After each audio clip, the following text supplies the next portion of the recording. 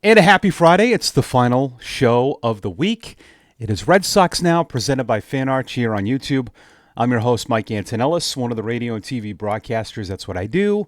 Of the Woo Sox, I will be there this weekend. Excited because on Saturday, the Woo Sox will see Shane Bieber in a Major League Rehab assignment for Buffalo. Now, in all of the years calling minor league baseball, and I can't think of the last deadline trade that involved a player injured that was still on a rehab. Usually, if you see that, they're injured and they haven't thrown yet. So Bieber was in the middle of doing his rehab with the Cleveland system, and now it's transferred over. So that will be pretty cool to see, but I know all of you are chomping at the bit, because on Monday you're going to want reports on Peyton Tolley. He's making his AAA debut on Sunday, so we will certainly do that. Expect to see David Sandlin again in relief, because those are good things. Those are exciting things that we're all talking about and that we're all really excited about. We're excited about the Red Sox team, but before we go any further, you know the drill. If you could subscribe, leave your amazing comments. They've been fantastic this week. I think I got to all of them. If I did not, I apologize. If you see the Red Sox Now icon responding, that is our team responding to you as well. They are fantastic. Treat them with kid gloves. Be very kind. I know you will. But yeah, if you could do that, subscribe, because we still have a lot more views than some. Well, at times, the subscribers are going up, what we love. But if you could take the time, we appreciate it. And thank you for the love, guys and gals, as well. It means a lot. Really does.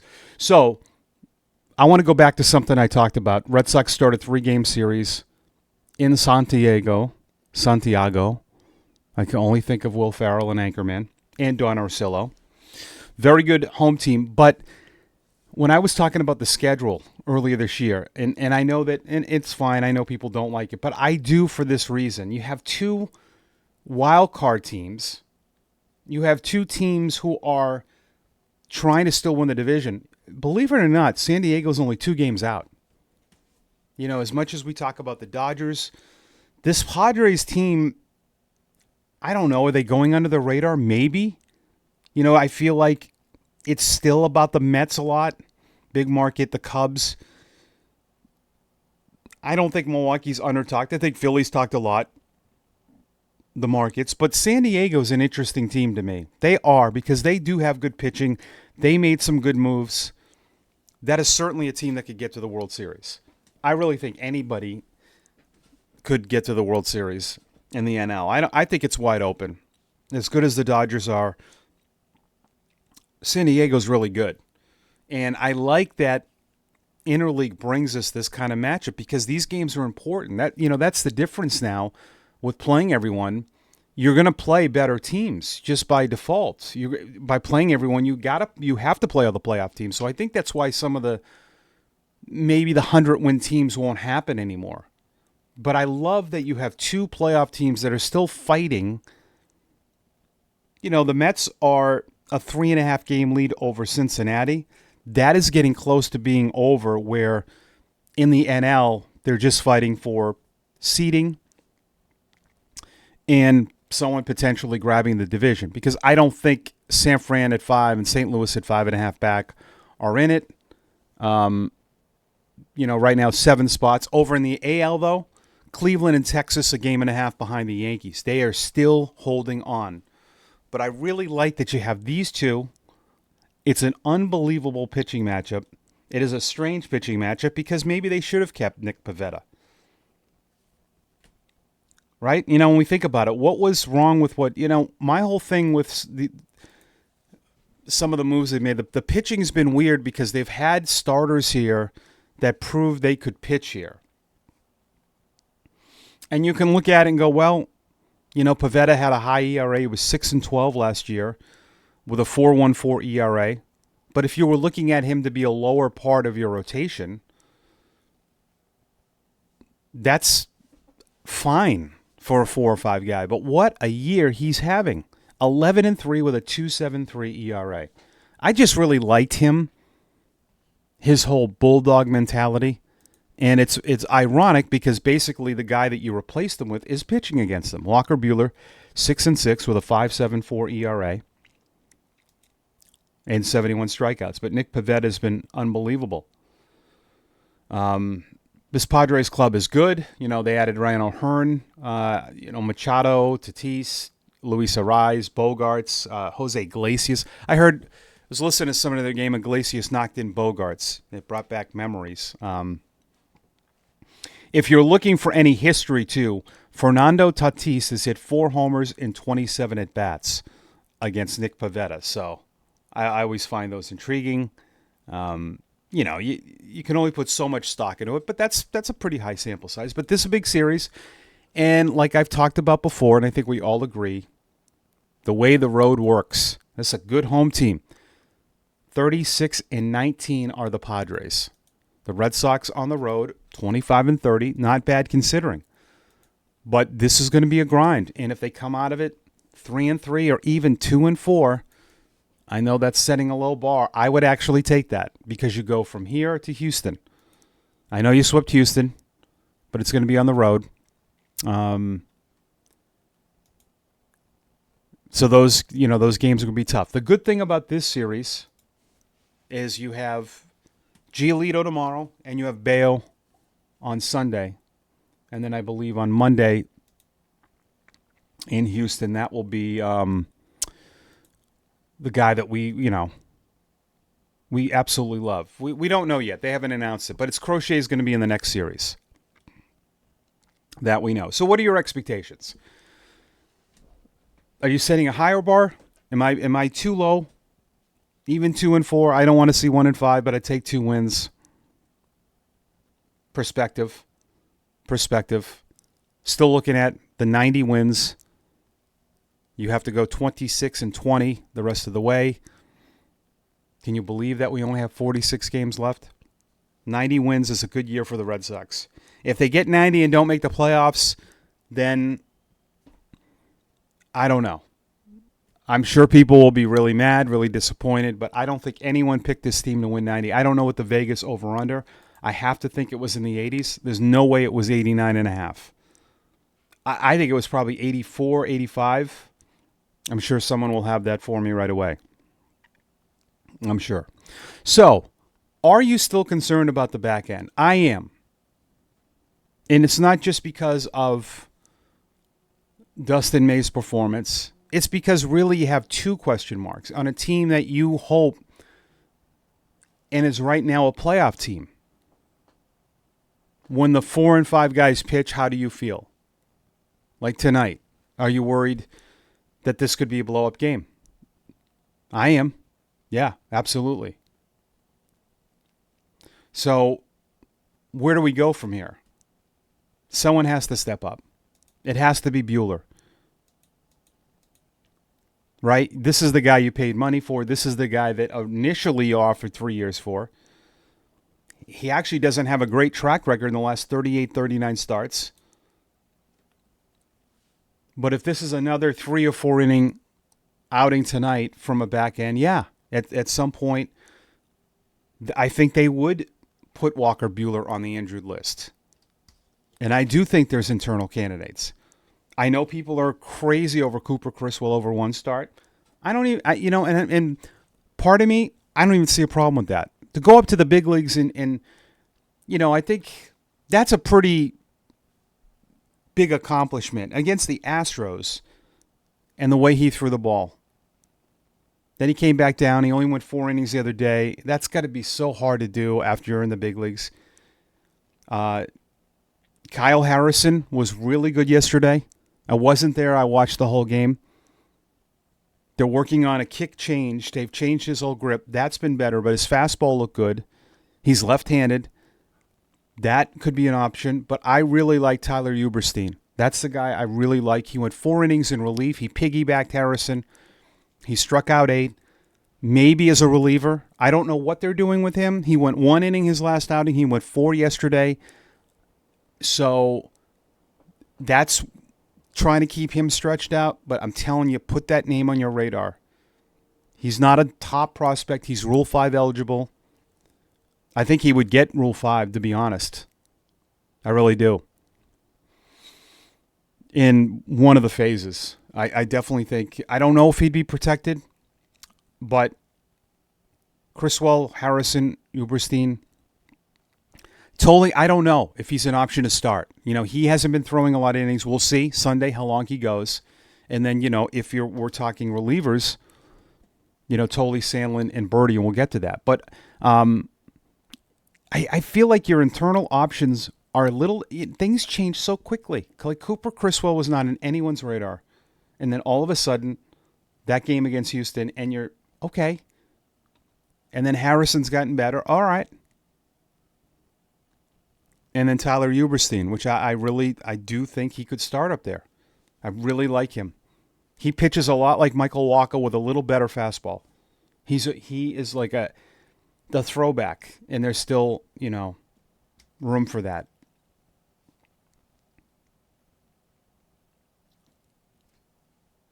So I am still concerned. And, I know they're winning, but you can't have a black hole 4-5 for a number of reasons. To win games, but we don't want the bullpen throwing 4 to 5 innings on the back end a lot. That can't happen. And maybe to compensate that with Sandlin, who is, I think, will be a one-inning guy. So maybe Tyler Uberstein or maybe Harrison, maybe those guys are a bulk row, and they line them up on these days. Because for right now, you've been killing your bullpen on these 2 days. So let's hope that this can start something, and stranger things can happen, right? Criswell was not anyone's radar. Buehler's not really on anyone's radar, but he's got the pedigree and the experience. And, let's see if that can step it up. I talked about this yesterday, and I still wanted to talk about it today because I thought about it. And we got some comments about Vasquez and other catchers, and could they have done that? And some people we talked about that position, having a lot of depth at that position. And someone made a great point, the Seattle with Garver, Raleigh, and a Ford. Yeah, there isn't many. But, yeah, the more I thought about it, overnight, that is a concerning issue. And if an injured list stint was to be had, yeah, Wong would be the guy. And I know we're down on him. And I think you could continue to be that way if he gets a chance to play every day and still is really bad at the plate. I still think part of his struggles is that young players do not respond well not playing. It's just too hard to go from what he's gone through. And he had that finger injury, and he's talked about some things. It's just kind of been a weird year for him. But we'll see. And if he's the one, I think Chadwick Tromp would be the guy that would be called up. Maybe. Savala's pretty good defensively. Those are the two reserves in AAA. I mean, it's not great. But again, like I've said before, you don't have a lot of wiggle room with that position at times. But yeah, I've thought about it. I kind of woke up this morning thinking, like, is this Narvaez's injury a lot more serious than we thought? And I think it is. I mentioned this yesterday, but I just can't get over the American League. I didn't think at this point we would still have teams hanging around. And what are your thoughts? Is Tampa Bay still a threat? 4.5 behind the Yankees. That's a lot. Kansas City 4. But Cleveland and Texas, I don't know what it is about. Cleveland got rid of Shane Bieber.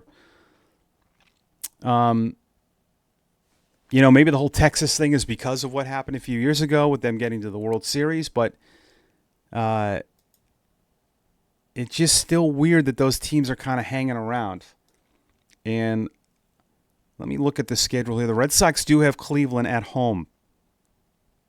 They do have, that's why I like this schedule. And how much do we change perspective on a schedule based on how the teams are playing now?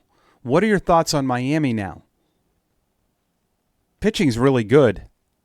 And I know you have them at home, but none of these are like gimmies. You get San Diego, Houston on the road, then Miami and Baltimore. Baltimore's been swinging a little at the Yankees, at Baltimore, Pittsburgh. Then you have Cleveland, at Arizona, at Athletics. I'm really looking ahead. Yankees, but I can't believe how you finished the season. Have you looked at this? At Toronto, home against Detroit. So it could come down to the top 3 teams in the American League all play each other to end the season. That would be something else. As are your comments from Thursday. They were terrific. We talked a lot about Roman Anthony. I wanted to throw this out too. Everyone's got their opinion and whatever, and it's ridiculous. And Lou Merlone even said, if you know anything about contracts, he's going to make his money. If Mookie would have got in 2014, if they committed to Mookie and gave him $85 to $90 million for 8 years, he would have been a free agent, I think, after 21. What do you think Mookie would have gotten after that? Would he got 300? If you put up those numbers, making 80-something million dollars, would he have gotten $300 to $400 million? Probably. So he probably would have still made what he's made anyways. Almost a wash. So, because if Roman Anthony does what he does, that next deal is going to be ridiculous. Let's get to your comments at Lenny Bruce Lee. That's a good one. I just saw The Crow was on the other day. That was with his son, right? It's like the Red Sox are taking a page out of the Belichick era MLB equivalent approach of trying to build a dynasty with reasonable contracts. We have already witnessed the ugliness of the back end of these mega contracts. It's wiser to pay these players on the up than overpay for them on the decline. I said that years ago. I really did. I'm not trying to be and this wasn't this wasn't an out of the box idea. We all kind of knew, like, that's why the minimum went up, because it was what happened in the game of baseball. And I tried to talk about this yesterday, and I'll for those who didn't, a lot of us look back at a lot of history and go, well, look at what the Red Sox used to spend. Like, they go back to 04 and 07, and I get all that, where you were the top, but the younger player is better now, right? So, like, when we look at, people are obsessed where the Red Sox are ranked spending. Okay, I take every situation with some gray. That's okay to do that and say, and question that. But look at how many players are impacting your team that aren't making a lot of money. It's like 15. That's all I care about. Jarren Duran is not a $3 million player. I think he's making $2. He's a $20-25 million player. He's just not making that. Right? You have guys on your team that got there quicker that are playing like $20 million guys. So who cares if they didn't go out? Like I get all this. If that's fine, then tell me what you would have done differently. Right? You could have spent $20 million on a solid, like Sean Murphy. If I had asked people in the offseason, would you want Sean Murphy or Carlos Narvaez? All of you would have said Sean Murphy. That would have been a $60 to $70 million contract. Is he playing close to that of Narvaez making $474? Do you see, like, with building a team, you don't have to go crazy. The game has changed now. I grew up, never saw this. I didn't see, but I saw this coming when I was working in Portland. I said, oh, wow. Here's how we saw it. Guys weren't spending any time in the minors. I mean, Tolley, this is his first year. He's already in AAA. AAA is so young now. The guys are going through the system. Everybody's doing this. So naturally, if more young players are playing less in the minors, you're going to have smaller payrolls. You can still win that way. I think the old way, I agree with. It made sense spending. Now, could they spend more? Yeah, of course. Yeah, I understand that. But I think they've made that commitment. We're getting to $500 million now with the offseason and the in-season signings. That's a lot of money. And if you hear anywhere that they're operating like a small market team, that really could be the dumbest thing I've ever heard in my life. Small market teams don't spend any money. If you're saying the Red Sox operate like Miami and Oakland, or you're reaching for something and you're trying to be, that doesn't make any sense. If you want to say that they're running it more like a mid-level team, that's fine. I honestly don't care what other teams are doing. I really don't. I just care about them winning. I don't care about, I don't look at, everything is different. And to your point, Lenny Bruce Lee, if I must repeat that again, like I said yesterday, when you're in this system, you negotiate completely different. If Mookie was a Brave, he probably takes less money. But when you're negotiating with one of the big clubs, you should ask for more money. I'm not saying it's wrong. I'm just giving you the facts on how it works. If you're a player in the Dodger system, you're going to go crazy because these guys spend money relentlessly. But I ultimately don't care where they rank spending as long as you win. And there's no guarantee that now Bregman, Chapman, some of the guys that are making a lot of money, Story. Now Walker Buehler makes $21 million. Do you think you could have found someone making league minimum that could have done with that? To each, every situation to me is different. Duran makes almost 4, so I was wrong. But let's look at this. You have Roman Anthony, Dustin May, Chris Murphy, Narvaez, Romy, Weissert, Abreu, Wong, Toro are all making $800,000 or less. And, at one time that didn't work. But yes, signing and making commitment to a core is something they wouldn't do before. And to your point, that didn't make any sense to me. I didn't understand that. I'm like, I was all for signing Mookie in 2014 because I was with him. I knew he was going to. Mookie and Roman Anthony are similar to me. We all knew Mookie was going to be a star. We really did. We said Mookie's going to be a Hall of Famer. We were overbearing and annoying about it. And yes, I will criticize him for that. That was a mistake because we knew that was going to turn into that. You were going to lose him. So yeah, do this now.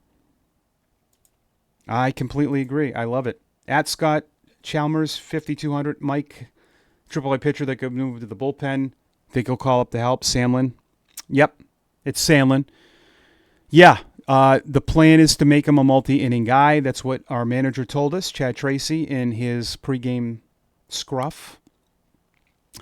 I think personally it's going to be 1. I could be wrong. It's just what I think. 33 pitches the other night. That's not really a multi-inning guy, but that's where they capped it. He hit 98 with his fastball, 4-seamer, changeup, little sink. He's got a slider as well. And I think that smells 1 inning to me. It really does. He's stretched out enough, but I really think that he could be a special 1 inning guy. Yeah. I think he's going to be part of that bullpen at some point. And at Tubester9, this is a group 1. This is to help Tubester9, everybody. This is your job. We got to help him. He's going to be in San Diego. He wants to know the best Red Sox hang out in San Diego. So if we have anybody that lives in San Diego watching, we got people everywhere watching, which is so cool. Help Tubester9. Tell them where to hang out in San Diego, and that's how we'll end the week. On a great week of shows of Red Sox Now presented by Fan Arch. I'm MikeAntonellis. Make sure to subscribe to the channel. Leave your comments. Enjoy the weekend. We'll talk all about this Red Sox Padres series on Monday. I can't wait. Go Red Sox. So long, everyone.